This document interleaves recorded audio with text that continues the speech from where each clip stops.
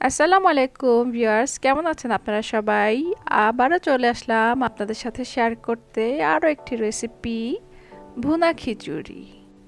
খিচুড়ি কিন্তু আমরা সবাই কম বেশি রান্না করে খেয়ে থাকি। আমি আজ দেখাবো কিভাবে অতি সহজেই খিচুড়ি আপনারা বাসায় রান্না করতে পারবেন।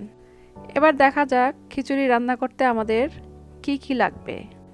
এখানে নিয়েছি 2 কাপ বাসমতি চাল এবং 2 কাপ মসুরের ডাল। এগুলো ধুয়ে পানি ঝরিয়ে নিয়েছি।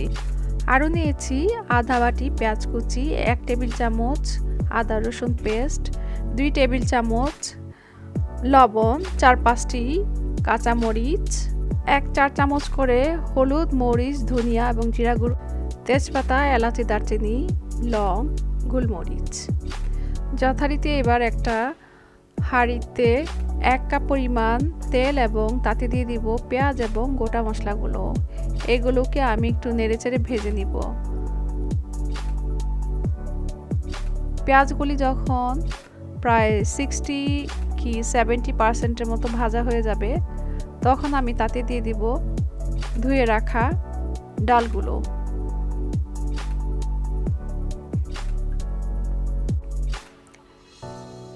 এবার ডালগুলোকে নেড়ে চেড়ে ভেজে নিব 10 মিনিটের মতো।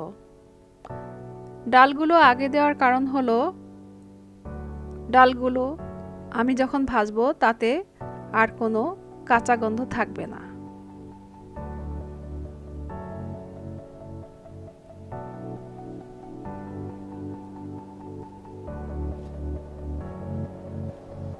ডালগুলো ভাজা হয়ে গেলে এবার দিয়ে দেব ধুয়ে রাখা বাসমতি চাল। এগুলোকেও আমি আরও 5 মিনিট ভাজবো ডালের সাথে।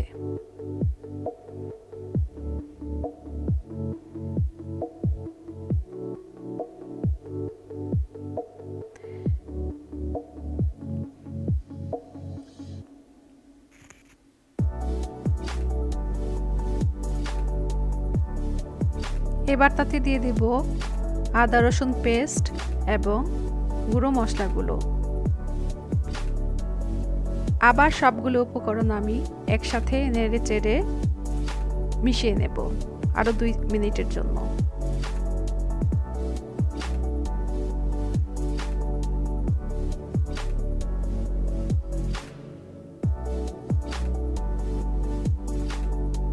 মশলাগুলো খুব ভালো মিশে গেছে চাল এবং ডালের সাথে।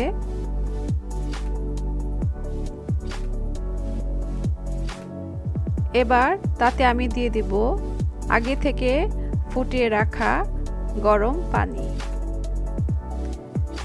এখানে যেহেতু আমি 2 কাপ ডাল এবং 2 কাপ চাল দিয়েছি, তাই আমি পানি দিব 8 কাপ।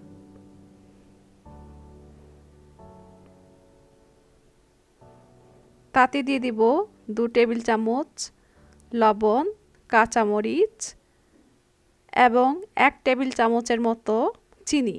আপনারা না চাইলে চিনিটা স্কিপ করতে পারেন।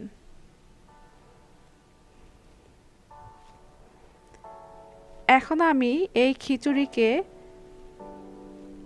হাই ফ্লেমে রান্না করব। পানিটা যখন শুকিয়ে গায়ে গায়ে সমান হয়ে যাবে, তখন আমি তাতে দিয়ে দিব 1 টেবিল চামচ পরিমাণ বাটার অয়েল বা ঘি।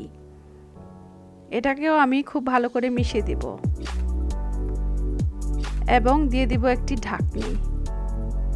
ঢাকনিটা আমি রাখবো 10 মিনিটের মতো। 10 মিনিট পর আবার খিচুড়িটাকে আমি একটু নেড়ে চেড়ে উল্টিয়ে পাল্টিয়ে দিব। তারপরে আবার ঢেকে রাখবো আরও 10 মিনিটের মতো।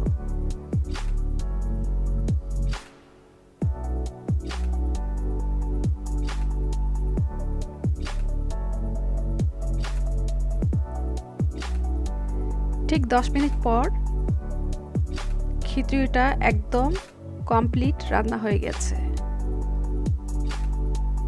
দেখুন খিচুড়িটা কি সুন্দর পারফেক্ট এবং ঝরঝরে হয়েছে।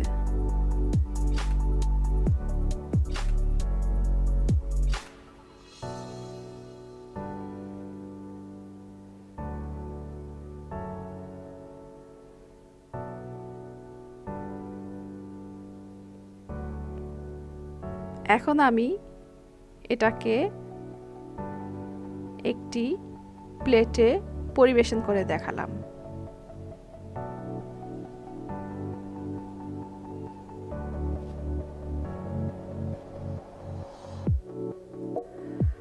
আশা করছি আপনারা আমার এই খিচুড়ির রেসিপিটা ফলো করে বাসায় রান্না করে খেয়ে জানাবেন।